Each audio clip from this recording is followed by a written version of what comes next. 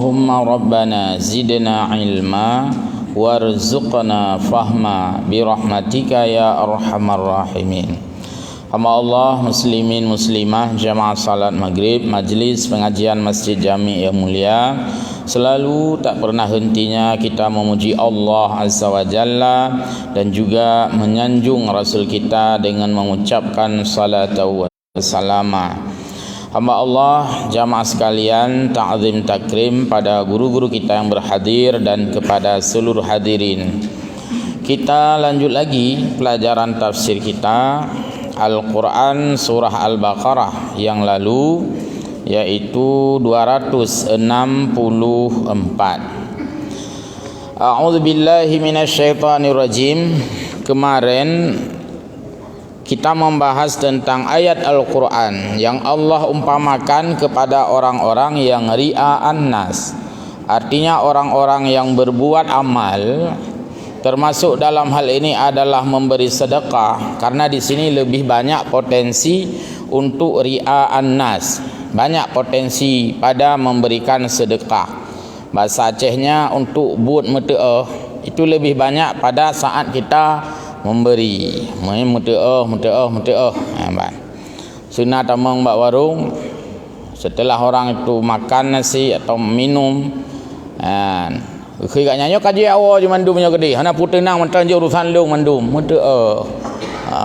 Mete'ah yang ya te kemenan dia giwa gop yang kaya giwa. Hana tu bayu. Jadi buat mete'ah, tetapi bukan bermakna dilarang selama itu adalah dalam keikhlasan. Kita masih melanjutkan pembahasan ini. An Mahmud bin Labidin, dari Mahmud bin Labid, anna Nabiyya sallallahu alaihi wasallam qala, bahwa Nabi sallallahu alaihi wasallam bersabda,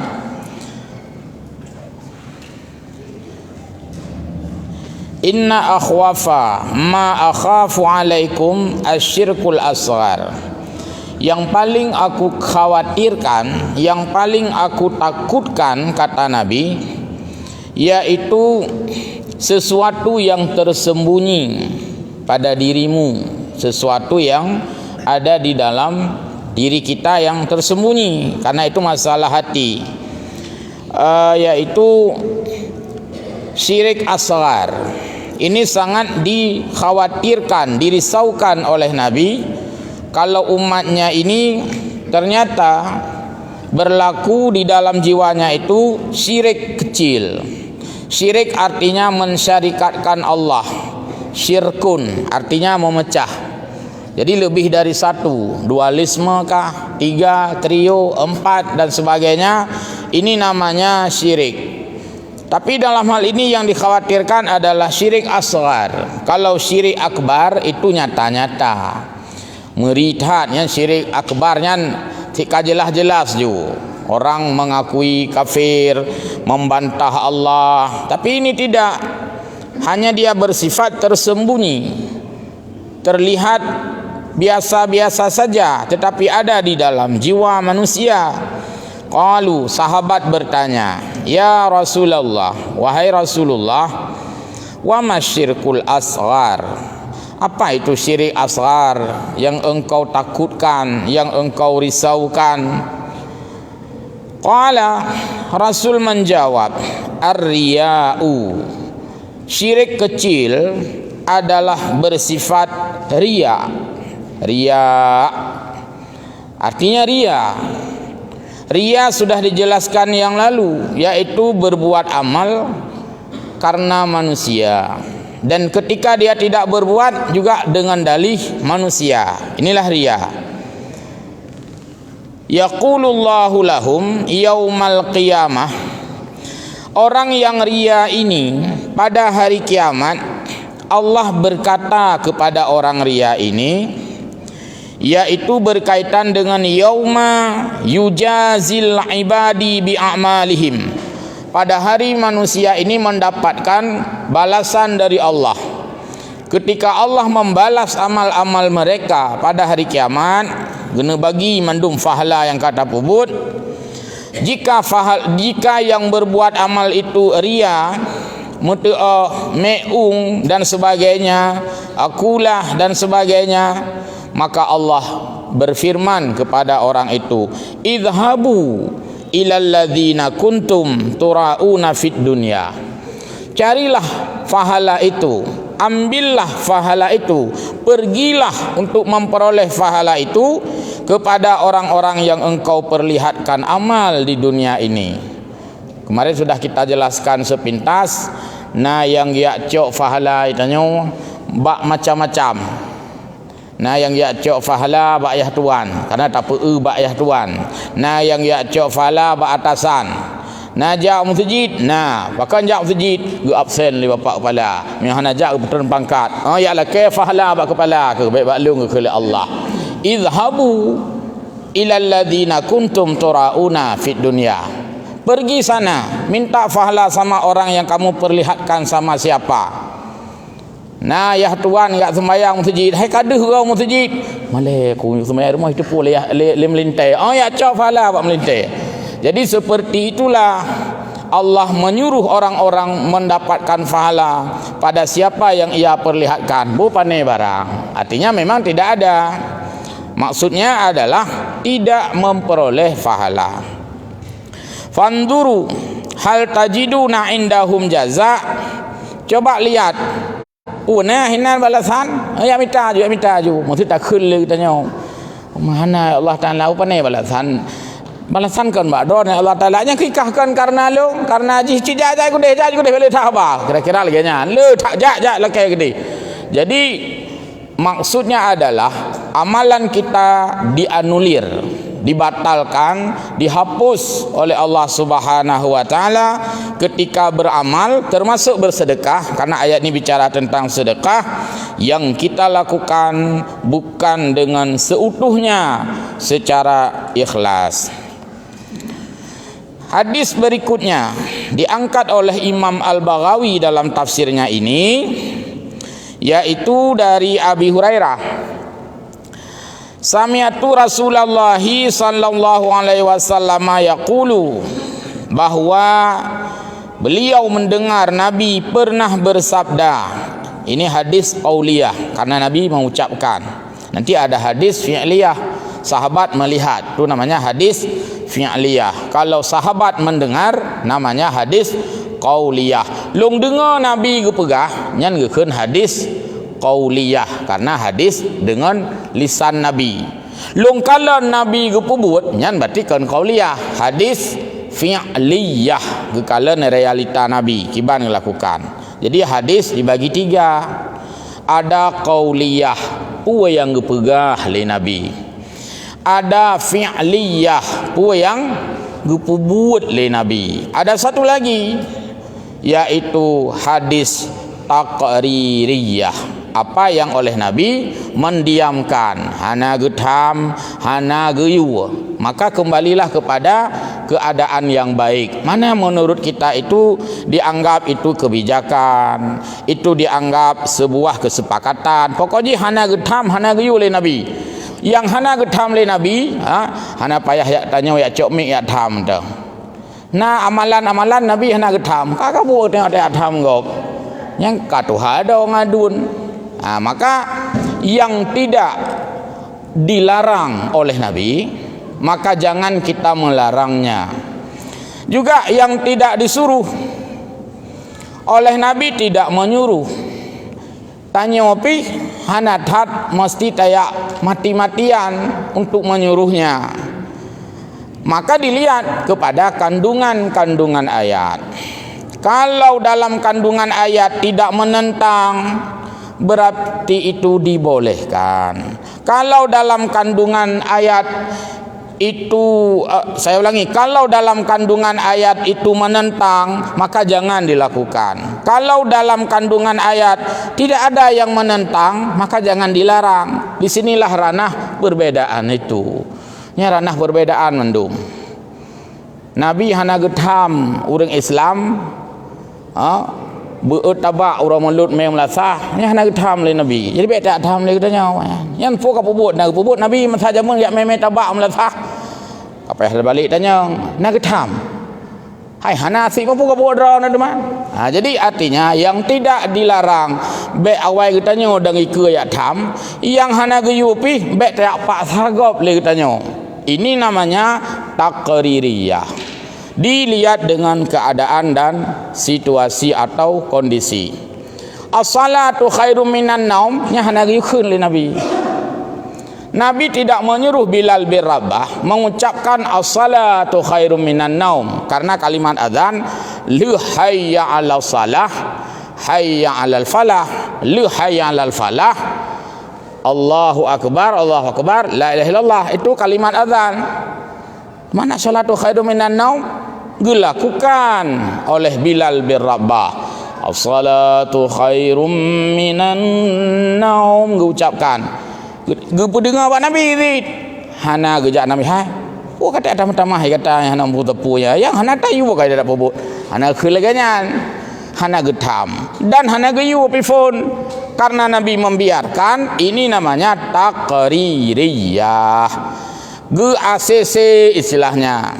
Disetujui saja, karena lumrah orang sedang di waktu subuh itu lebih lelap dia tidur, lebih nyenyak dia tidur di waktu subuh ketimbang di waktu-waktu yang lain. Bak sembahyang leho hana laga as-salatu khairum minan naum tekedina urang leho. Lelap tidur di waktu zuhur tidak sama dengan lelap di waktu subuh. Mungkin di waktu zuhur dia tidur berat tengen ge, tapi menyawat subuh kan berat tengen fit bugeng ge. Maka wajar oleh Abi Bilal bin Rabah menambahkan kalimat as-salatu khairum minan naum. Salat itu lebih baik daripada tidur. Dan Nabi mendengarnya hana geuleuh Nabi bet tamah-tamah bet tu hadongan dulu hana luyunya. Maka Nabi tidak melarang, kita tidak boleh melarangnya.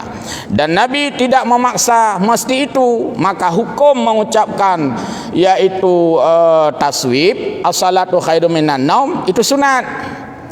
Adzan tidak mengucapkan as-salatu khairum minan naum sah sebagai adzan, karena bukan disuruh oleh Nabi. Ketika diucapkan as-salatu khairum minan naum sunat dia, karena Nabi tidak melarang Bilal bin Rabah mengumandangkan itu sampai akhir hayatnya. Sampai as-salatu khairum minan naum. Maka yang berlaku pada kita adalah apa yang disebut dengan hadis taqririyah. Itu harus kita kaji lagi dalam ilmu hadis. Kita lanjut ini dulu. Innallaha idza kana yaumul qiyamati, bahwa Allah Subhanahu wa taala nanti pada hari kiamat yunazzalu ilal ibadi liyuqda bainahum wa kulla ummatin haiyatin fa awwalu may yad'unahu rajulun jam'ul Qur'an wa rajulun qutila fi sabilillah wa rajulun kasirul mal fayaqulu lil qari. Allah akan mempersoalkan beberapa orang yang kelihatannya baik, tapi ada masalah dengan yang dibalik daripada kelihatan itu. Luarnya baik, penampilannya baik, seolah-olahnya baik, tapi Allah Maha tahu nah masalahnya. Maka Allah pada hari kiamat akan bertanya dan mempertanyakan kepada beberapa kelompok orang. Mungkin ini sampel maksudnya dalam hadisnya. Dan Allah akan menolak amalnya. Pertama, Allah akan fayaqulullahu lil qari. Allah getanya mbak urang qari, urang baca Quran, urang tilawah, urang menang sabakah, qarian.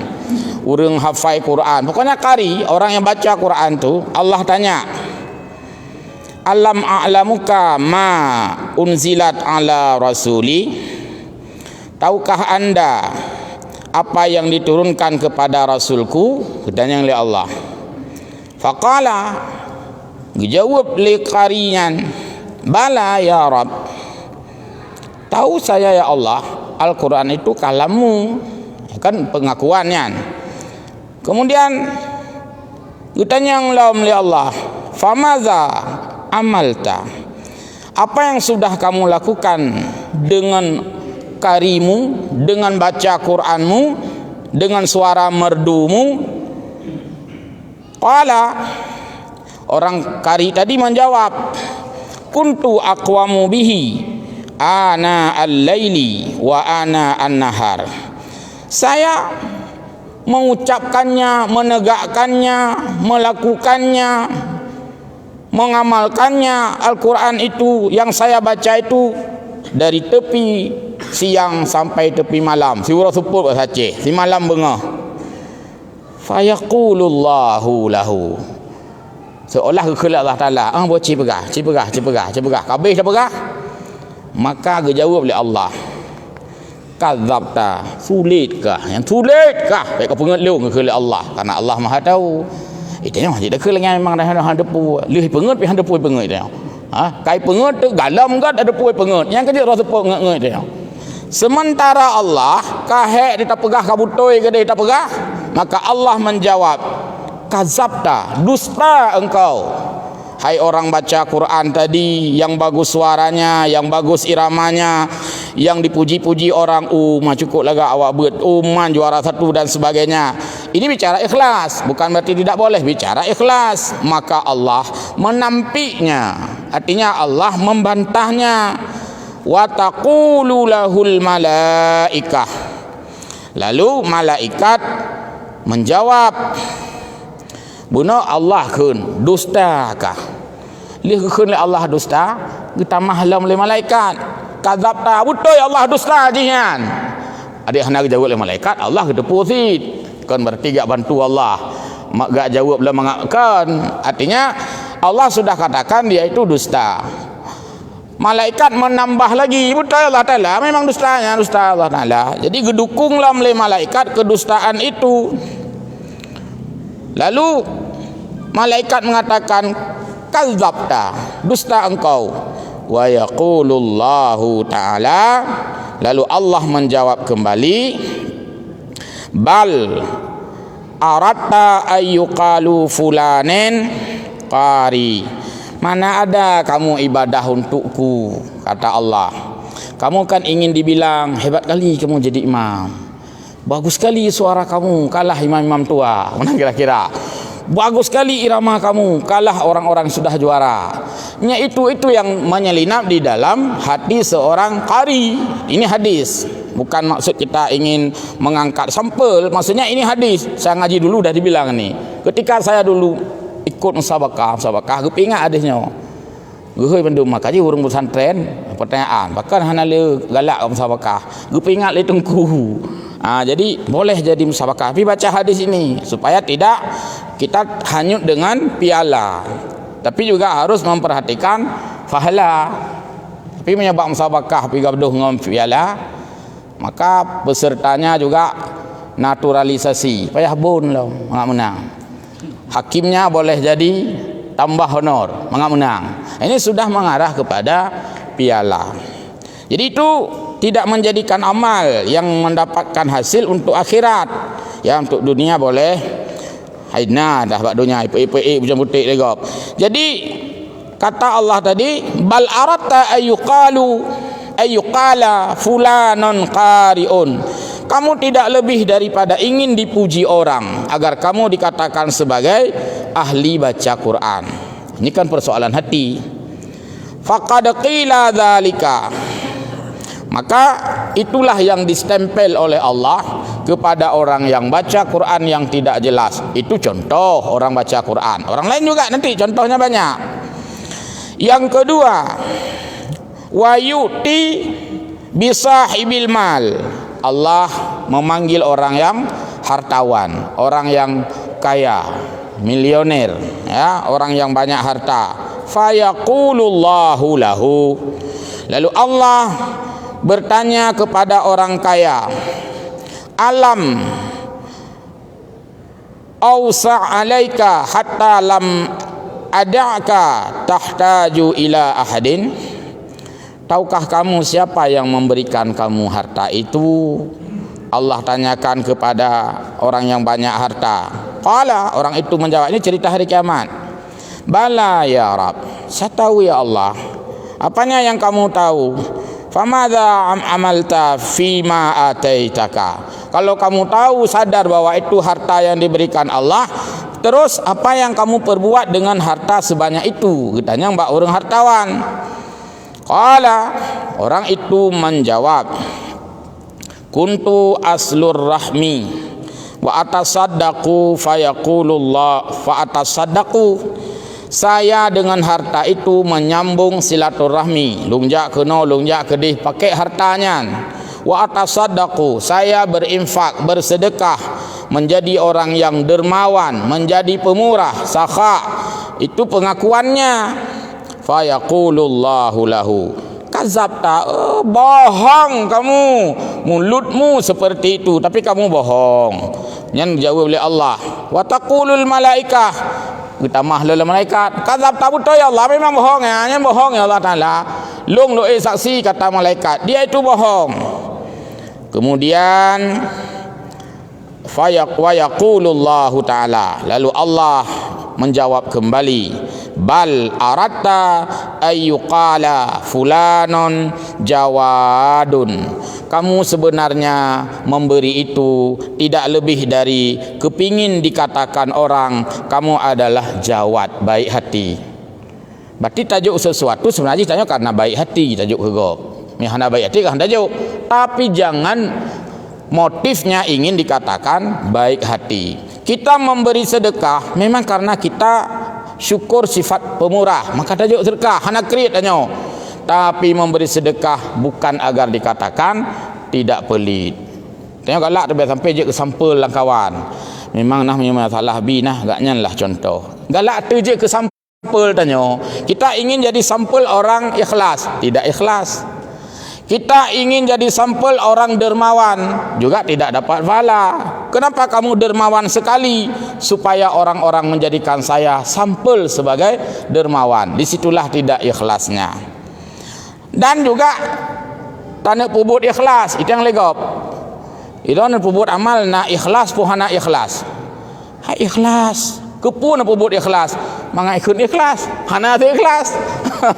Jadi kita ikhlas supaya dicap sebagai orang ikhlas, juga itu tidak ikhlas jadinya. Jadi ini persoalan sensitif sekali, persoalan hati. Mah pakai demannya pakai deman. Maka penataan hati di dalam tasawuf itu menjadi penting sekali. Karena ini adalah bagian daripada penjelasan ayat. Sudah 3 orang, ya. 2 orang ditanya oleh Allah pada hari kiamat. Kedua-duanya ditampik, dibantah dan tidak diakui, bahkan dianulir, dibatalkan oleh Allah Subhanahu wa taala. Lalu ditanya lagi, wa yu'ti billadzi qutila fi sabilillah. Urang perang sabilillah kan cukup mulia ya Allah. Jawang ge rela meninggal dengan pedang, rela meninggal dengan senjata, rela meninggal dengan dibunuh. Begitulah banyaknya fahala fi sabilillah. Tapi awas, hati-hati jangan sampai rusak motif dan niatnya. Ditanya oleh Allah pada hari kiamat kepada orang yang terbunuh di dalam perang sabil, fayaqulullahu lahu fi madza qutilta. Hai orang yang mati syahid, kenapa kamu bisa meninggal? Ditanya oleh Allah. Dia jawab, fayaqulu ya Rabbi, saya meninggal ini wahai Allah, umirtu bil jihadi fi sabilik. Karena saya engkau perintahkan berjihad di jalanmu, maka saya berjihad sampai saya terbunuh. Getanyanya batai kau pudip lah. Kan dalam kebukan ni jawab. Maksudnya atai kau pudip lah getanya oleh Allah. Nah, ketika itu dia menjawab, saya berjihad sampai saya meninggal di jalan Allah karena saya berbuat atas perintahmu. Faqataltu hatta qutiltu. Saya bermotif membunuh orang bahkan biar saya terbunuh sekalipun. Umabeh keun. Jadi memang betul-betul umabeh sampai abeh ke umabehnya. Bak umabeh sampai abeh ke. Nyandum motif bak menjadi perang sabilillah. Fayaqulullahu taala, kadzabta. Bohong kamu. Mana ada perang fisabilillah itu untukku, kata Allah. Kamu ya perang, berkumpul ikut-ikutan, tapi kamu bukan seperti yang dilakukan oleh orang-orang mukhlis. Kata Allah, kazabta, bohong kamu. Wa taqulul malaikah, malaikat pun menjawab, benar Allah Taala bohongan, bohongan. Adik hana kuat le malaikat, Allah kata putih bohong. Jadi wa yaqulullahu taala, kemudian Allah menjawab kembali, bal aratta ayyuqala fulanon jariun faqad ila zalika, agar kamu dikatakan pahlawan bukan, agar kamu dikatakan hebat bukan, agar kamu ingin dikenang-kenang orang bukan, agar kamu dikatakan kaku peti kanyanyan tujuan kata pada kita bohong lah urang kiamat. Hanya nyo Allah Taala nyo mang bagok kusom bagok lung som payah hanjit som. Itulah Allah membongkar ketidakikhlasan itu, Allah bongkar pada hari kiamat.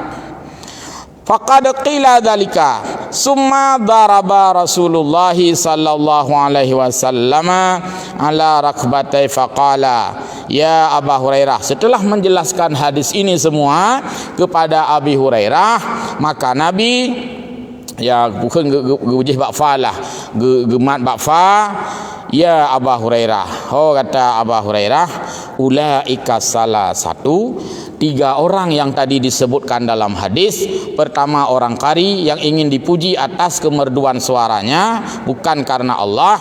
Yang kedua, orang yang banyak harta ingin dikatakan orang dermawan, ya makanya galam kalake kagebici kalake kapatilung galam kalake kagebi itanya bak peteng gengsinya, ya mbak tabak kaicap legok tanya orang murah. Jadi akhirnya motif itu untuk dikatakan murah, lalu kita berikan. Yang ketiga, orang yang terbunuh, rupanya bukan dia mencari ridha Allah, tapi ingin mungkin mendapatkan bayaran, bisa jadi ingin mendapatkan sebuah prestis, sebuah nama dan sebagainya. Intinya mereka itu tidak ikhlas. Itu 3 contoh. Mami nak urut tanya mang urut sembahyang hana tanya enggak. Dari sini terus dikembangkan. Nah, ka sembahyang, nah, kupu dan sembahyang don perintah Allah Taala. Jauh Taala, dusta kamu. Kalau malaikat betul ya Allah Taala memang dusta jinyan. Nyata dah sembahyang ke geliung. Karena banjir kelintu baru katanya. Ha katanya. Jadi Allah bongkar itu semua.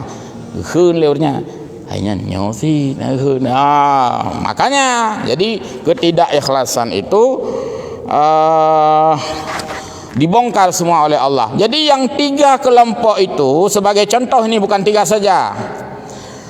Awwalu khalqin tusairu bihimun nar yaumal qiyamah. Orang ini berada pada barisan depan masuk neraka. Orang ini berada pada front, berada pada baris yang paling terdahulu masuk neraka. Padahal amalnya tadi bagus-bagus semua, tetapi tidak dilandasi dengan keikhlasan. Mana fikir juga rote. Buat God ni hana God, hana kira God. Pulam buat bro sini di kabro je juga. Mutamah lam. Maka ketika kita berbuat, jangan seperti wujud kal adam. Jangan ada bagaikan tidak. Lagi hana kapubu si lagi hana. Contoh misalnya, sena urang gerombro. Pak gerombro, tolong disapu sebentar lantai. Gerombro gagak. Sudah kali. Ayo, bila lagi hana karun lego. Maksudnya tidak dilakukan dengan benar dan dengan serius. Maka ada konsep agama istilahnya al-wujudu kal adam. Ada bagaikan tidak. Nah bahasa Aceh ya. Kena entah ah. Maksud contoh puak anak ni belah beri ke khun le suami ke alah hana peng hana kutong minta peng dah ni agam mentang itu maksudnya ada bagaikan tidak, ada dia bagaikan tidak. Ada orang laki-laki yang sangat kecut gusun bahasa Aceh. Ya menyatakan ni kerja amon hero. Ukuran payah pugoi ibu-ibu yang tak bamon. Maka cukup gesun ure. Gekun le urinang yang. Mahan ni kerja amon. Aku kerja tak yang lagi beram-beram boleh lo. Gekun le urinang. Oh, drone ke agam mentang. Maksud ke itu sudah laki seperti bukan laki-laki, wujud kal Adam. Maka kalimatnya ngepuduk bak tempat yang na urang lagi hana. Urang ramai dum tapi lagi hana. Misalnya orang di situ ramai tapi banyak sampah. Hana sabah bro gom tironya rugau urang dum yang mutirau hana sau gereja. Inilah wujud kal Adam. Maka amal kita yang banyak itu, wujud itu sudah banyak, bisa jadi bagaikan tidak pada hari kiamat ketika dia melakukan ria'an nas, yaitu hanya bermotif, bertendensi secara pujian manusia. Jadi atas nama hana ingin dipuji oleh manusia. Kalau baik memang dipuji, ya kita memuji Allah. Kalau buruk memang dicaci, kita mengoreksi diri. Kon pesimis, kon bangkai pujau cemute idang patah gugu.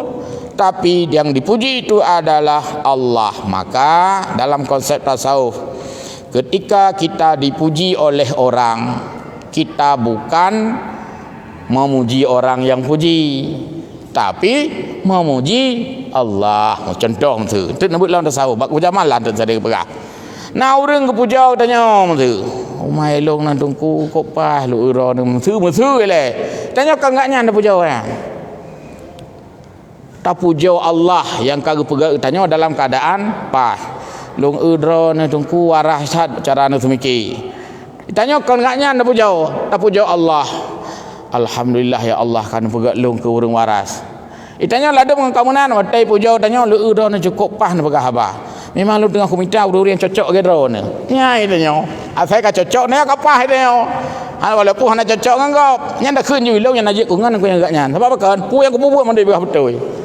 Maunya kita adalah dibenarkan oleh orang, bukan dengan pertimbangan ilmu atau bukan dengan ukuran butoi ba Allah. Tanya sai ka butoi ba urang kabeh tanya. Kangop tu nyan perut dekat caura mengkebu dah nak tingat ke pujiannya. Inilah ria'an nas di dalam ayat Al-Quran surah Al-Baqarah ayat 264. Nah pertanyaan? Ya, jika tidak kita lanjut.